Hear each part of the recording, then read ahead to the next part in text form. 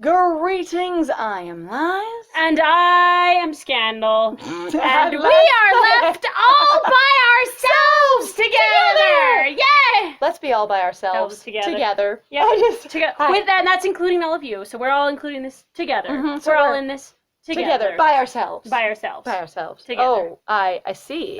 Well, the ad tried to load, but it couldn't. So anyway, and I'm left all by myself. Are we gonna have a bedtime routine now? I'm there is some reference here that I'm trying to make noises, and then there was none. All by myself. Don't wanna be all by myself anymore. That one. All right, so we're by ourselves. Hopefully you are not by yourself, or at least if you are comfortable by yourself, because I do not wish for people to be uncomfortably by themselves, because there is nothing bad about being by yourself. Mm-hmm. It's just only, I think, bad if you just don't want to be, you know? What? The music picked up again as we sighed. Okay, I noticed. So, I sigh. Louisa is such a sweet person. Sweet. And nonetheless that you've been awkward around, uncomfortable with, has sort of dug on for being she tries to kick the door down, holy shit. She's a professional, but she's really strict and annoying and and she just doesn't listen to me when I tell her no 3 or 4 or 5 times. I'll panic trying to get her to listen to me and pretend to cry like a baby.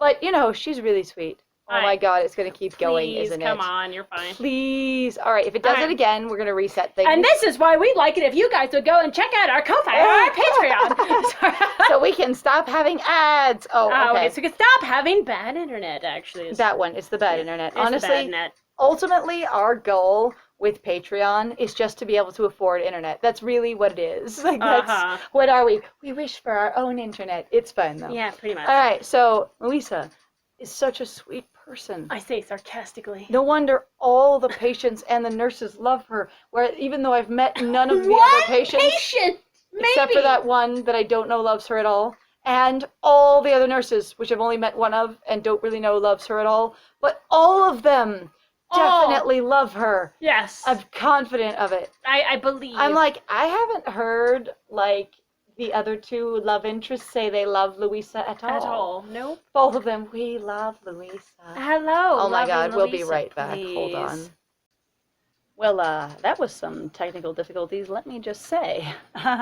So we think we have recovered it, and one of these days, when we have real internet, we shall be very grateful for not having problems like that. Yes, absolutely. And in the meantime, somehow we know that all the patients and all the nurses love her, despite having a representative sample of none or 2.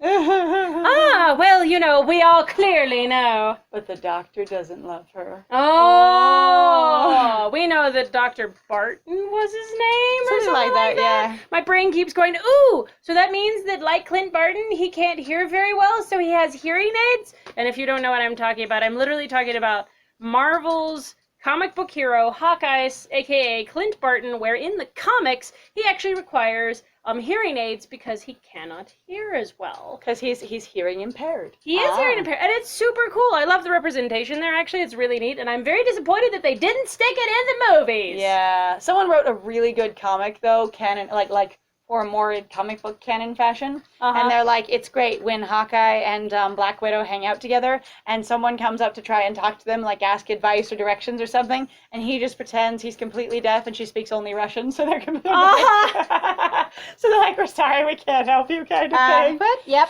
Yep, so he'll just sign I'm confused, and then she'll just be Russian only. Anyway, so it was a very cute comic. So that was a while ago, too. It was a couple of years ago I saw that. It was adorable. It was really good. Anyway, you never know how long your silly memes affect people. They do stick in people's heads. Okay? It's true. Also, so my friend has been asked me, and I'm you guys, I think this is supposed to be a dentist's office more than anything, so I'm not going to poke, or actually I'll go like this. So up here, this I think is actually a part of dentist tools of some kind, an overhanging light or something. It seems to be an unusual fixture, but yes. It seems to be September according to the calendar back there, but that's the best I'm getting from it. I love it. Anyway, I look around my now empty room. which is really important because I haven't looked at my room this whole time, so I don't even know what's here. And now I'm just sad. And not only do I feel the emptiness, the entropy just sucking my, will to live out of me, but I realize that there's stuff in my room. Hi. And while there's no people here, except for, the saxophone guy in the corner, that it's very empty, this room. So what should I do now? Okay, well, most hospital rooms in America that I've ever seen have a TV in them. Yep. And that is usually what you're supposed to do. Or again, if you're hungry, they've already explained to you how to order food, how to use your phone, how to call for nurses' help. None of that happened in here. The orientation in this hospital consisted of, here's the hospital, let me take you on a tour, not here's how you use the tools in your room, here's how you call for help, here's what you can expect, which when I've been in hospitals, even just like accompanying other people who were there for a stay, what have you, the nurses do that. Yes. They teach you, this is your call button, here's how to adjust your bed, here's everything. Like my mom being chronically ill and having a number of friends that were chronically ill, I was in hospitals a lot around people in various visits and things. Not huge amounts, but enough. And there really was, like, they orient you every time, and none of that happened. So Mr. being a little confused at what to do in his room actually sounds a little bit legit and sad. But honestly, he should be ordering food right now or ready to pass the fuck out, in my opinion. Yes. Like one of those two. So what should I do now? You should turn on the TV that's not there. Oh, wow. What? Whoa. So you go, I don't know what I should do. Well, the next day has now passed. So nighttime happens. They don't check on you in the morning. Nobody comes to, give you pain meds or check on your leg or see how you were doing or anything. See if you need help. Your parents still don't exist. And you just, on your own, get yourself out of your bed and into your wheelchair. And then on your own, roll yourself out your door, which I have to say, again, door mechanics, if you're not used to having a wheelchair, are a challenging thing. Like someone who's out of a wheelchair, sure, they can use a door just fine. People that I've seen trying to use a wheelchair that are unfamiliar with it struggle with doors. Very hard, yeah. Let alone if you're coming out of your room, like no one's going to notice or interact with you at all. Plus the leg sticking out in front of you on the wheelchair, making it harder. All right, so I head outside to relax because being alone in my room in a bed not moving wasn't very relaxing. At all. Nope. That's no relaxing. Not like I was drugged and must relax. I must clear my head of any stress related to sitting in a quiet, dark room by myself that shouldn't be stressful. I don't understand. What? Yes, now I mentioned him. Wait, Dr. Barton actually talked to us again? Yeah, he showed up apparently. Apparently in the morning, Dr. Barton did all our checking in and care, not a nurse. So Dr. Barton is going above and beyond and is not very busy in the hospital right now. And then he checked in on our care by himself without a nurse, because we would have mentioned it if a hot nurse was there. Honestly, it's kind of also like, when they said that our parents suddenly showed up when we didn't see any parents. We have no idea about parents. So if our parents didn't show up, they just could have existed theoretically. But since they haven't called us to tell us they're probably coming or going to see us at any point, apparently our parents are very distant from us. And while we understand that they should know that we're in the hospital, we expect they don't care. Yeah, it sounds about right. All right. Except for the fact that the doctors, I think, and nurses would be a little concerned if your parents never showed up to see you. Yeah, as a minor, being alone in the hospital, a 16-year-old, with no adult ever coming to visit you at all, no legal guardianship, no one there to make medical decisions. And if they only ever talk to your parents over the phone, they might even be more concerned. You might have more nurses sort of smothering you with attention or having them send in a social worker going, hi, honey, are you okay? And I have seen that one before with some of my friends where when I was younger, where one of them had a hospital visit for a bigger thing and their, parents weren't available for quite some time to get there because they were away doing something else and they had no other guardian because poor people sometimes. Yeah. And me, which I was one, so I'm allowed to talk about it. People tell me if I'm part of a group, I'm allowed to talk about it. Anyway. And honestly, it's a good thing to talk about it, too, because it allows for more voices, more basically background, more information. So there's this experience of them going, we'll send in a social worker. And a lot of times if there's a minor with any kind of suggestions of depression or unhappiness or signs of self-harm or malnourishment or anything, they'll send in a social worker to try and talk to them and find out if there's anything the child is willing to divulge as far as concerns about their own situation and if there's resources that can be offered. Right. It's really a thing. So if he's completely alone, then he probably would be seeing a sexy social worker at some point. Yep. It's now the social worker's hot and I don't know what to do. Oh no, are we going to date the social worker too? More not nurses. Woo. All right. I can't afford to be worried all the time. Are we worried all the time? afford to do. Why? Because what else are you gonna do? Is it the fact that you're just like? But basically, you won't heal if you're worried all the time. If you're stressed all the time, you don't heal as well. I mean, I know people who heal anyway. Well, bodies will heal anyway, but for some bodies reason, are pretty resilient like that. the Sometimes, doctor's just saying that that Mr. can't afford to be worried all the time. That's an important direction the doctor has given us. But I'm like, were we worried? Have we been worried this whole time? Have we? Yeah. Have we been worrying about our sport the entire time while we've been looking at the nurses and the cute patient? That has honestly been one thing that I have noticed in regards to the character differences between the boy protag assume and the girl protag assumed. Is that the guys have very little emotional connection to things going on, like their own internal lives or monologues, and especially their feelings aren't really discussed all that much. And it's only in relation to like romance or sex, which is again where I'm like, I'm very pleased that we went with our headcanon that this is basically a sex worker hospital. Yes. It makes it a little strange considering the practices of like severe, like unsafe situations, but still. Of medicine and medical practices versus sex and sex practices. On the other hand, you'd be super safe. Like, holy cow, nobody would ever catch anything. They're like, we have medical nurse training. We know what to do. Oh, we know. We have everything, honey. You're fine. Yes, yeah. Exactly. I was like, but wow. Anyway, so we can't afford to apparently be worried all the time, which is apparently something we were doing that we weren't really connected to. At all. I will recover. I must recover. This is the mantra in my head. This is the first time I have ever seen caps. Yeah. In any of these games. I must recover. Have you ever recall in any of the stuff where you've seen, like, just something where it just, like, yells in caps? I'm thinking that I haven't seen a full sentence that way, no. Like... Whoa, okay, fair. I'm like, also, since when is this, like, this is the next day and the entire tone changes. For now, all I care about is I will recover. I must recover. The doctor gave me an order of, you can't afford to be stressed. Doesn't matter if I was or not. I need to relax immediately. Relaxing! Begin! Engage relaxing! Good Rena morning, mister! swings out in front of you. You skid your wheelchair to a halt and fall over sideways, screeching as you do. Uh-huh. She looks down. Oh, Mister. Mister? And we go, Good whoa. morning, mister! Good morning, mister! It's so good every time. Yes! It's so bad. I love it. It was worth it. It was perfect. I love it. It's my favorite. This is going to be a hallmark of our channel. The next 10 years, we're just going to try and name things so the dialogue sounds amazing. Yes, and then that also though shows exactly where people's biases and their conventions go to.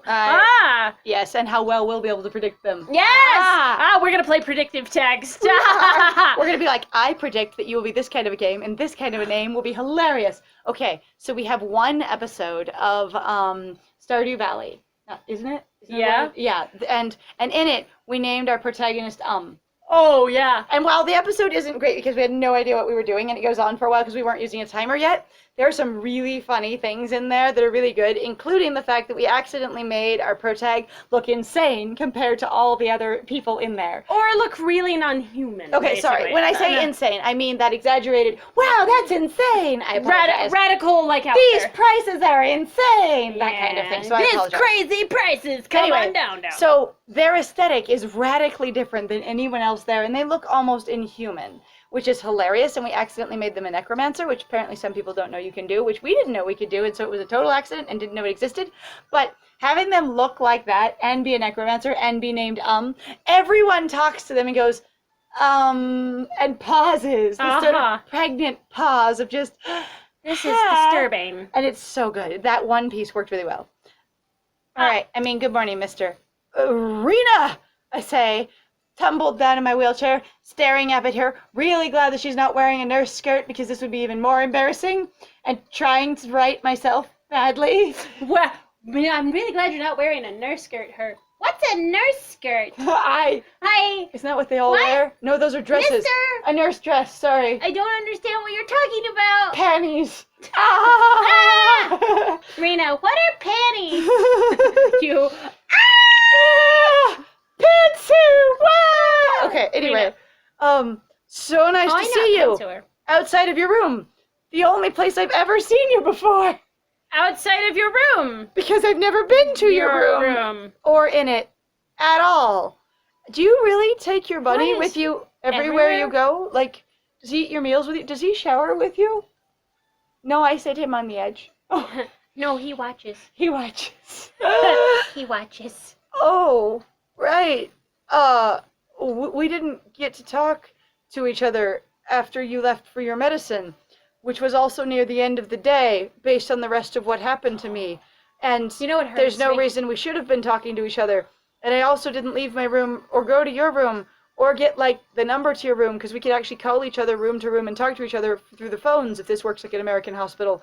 But I didn't see you. What's up? You know what hurts me? What?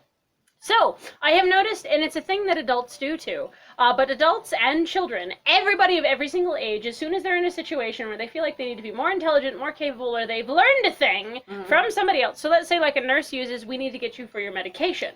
They start using that term. So this sounds hilariously just like Mr. is like, I will be a parrot, I will parrot medicine. And then you realize when you also now have a young, you have a 16-year-old now going, yet for your medicine, you realize just how dumb your nurses really sound, because usually they would be using something far more advanced, basically, compared to this kind of language, because I think a 16-year-old knows about taking medicine, or taking medication, really. But the terminology is weird. Like, this to me is like, you sound like a weird young writer, or you sound like you're sort of not a native, or you don't really think about how basically people learn basically language from each other or all the time.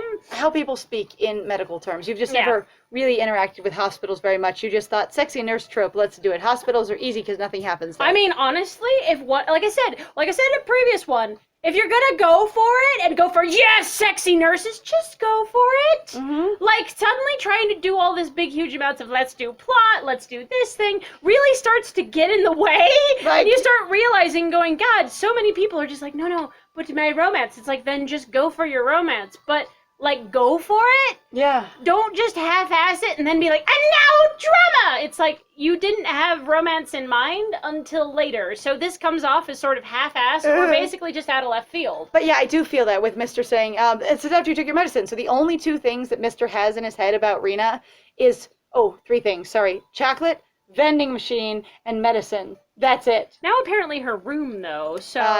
even though we've never been in her room going, see each other in your room after you... And it's like, but we never went to Rena's room. Did we have the option to go to Rena's room? Or we had the option to help with her medicine. Right. I think they assume we picked it. Or that this is basically paths from either one, and it's supposed to path from either one, and they assume it works from either one. One of the things we've noticed and pointed out about several of these games is that they're flowcharts, which when you're writing the game itself, you have your options going through flowcharts where they come out of an option and into, the main tree again, kind of thing. So if you've ever used a flowchart of if yes, then this, if no, then this, and then they come back to a primary answer down at the bottom kind of thing. Right. That basically these games are written that way stylistically if you're ever writing a script for one. If you flowchart to here, you flowchart to there, but they all have to come back to the main story, no matter how long your side tangent is. If you're doing one ending, or basically one of three endings that are only affected by the ending and not all the same story leading up to it, kind of thing. Yeah. So Choose Your Own Adventures used to go in many different directions with many different endings, and the various stories were very, very different. Yes. And they would use chunks from other flowcharts rather than a primary flowchart that you branch off from. Yeah, which is really weird.